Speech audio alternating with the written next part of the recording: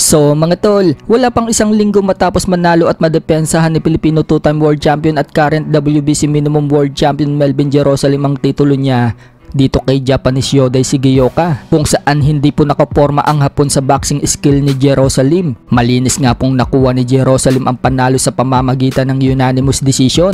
So balik ensayo na po agad si Jerusalem mga tol.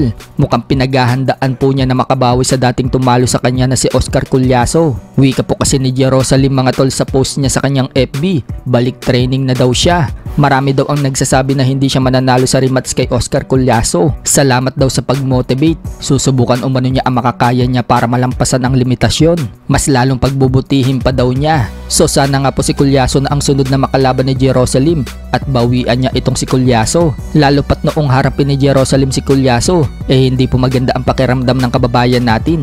Kaya siya natalo at naagawan ng titulo. Si Jerusalem po kasi mga tol ang may hawak dati ng WBO belt na hawak ngayon ni Collazo. Samantala, inilabas po ni Jerusalem ang isang sparring video niya sa Japan. Kalaban ang Japanese fighter. Grabe nga po yung sunod-sunod na bato ng suntok ni Jerusalem sa hapon. Sinalo lahat ng suntok ni Jerusalem.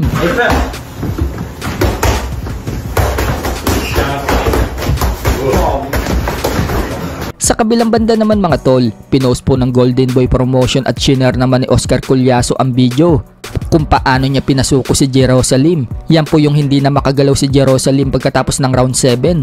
Kaya napilitan ng ihinto ng corner ni Jerusalem ang laban na yan. Hindi na sila tumuloy sa round 8. Kaya tuwang-tuwa itong si Collazo mga tol at promoter niya si Oscar De La Hoya nang makuha ni Collazo ang panalo via RTD sa round 7 at maagaw kay Jerusalem ang WBO belt sa minimum. Pero ngayong kampiyon na ulit si Jerusalem mga tol, gusto ulit makarimats ni Collazo itong si Jerusalem para agawin naman ito ang WBC belt ni Jerusalem.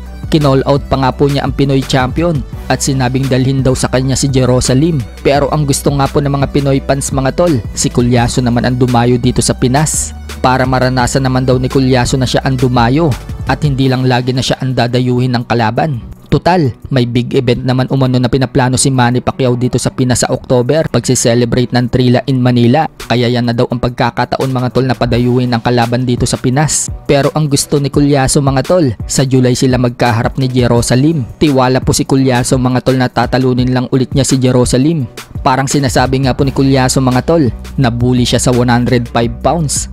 Pinakita po kasi niya yung timbang niya sa fight night sa laban niya nito lang nakaraang linggo kung saan nakuha po niya ang panalo via knockout sa round 5. Kalaban itong si Edwin Cano.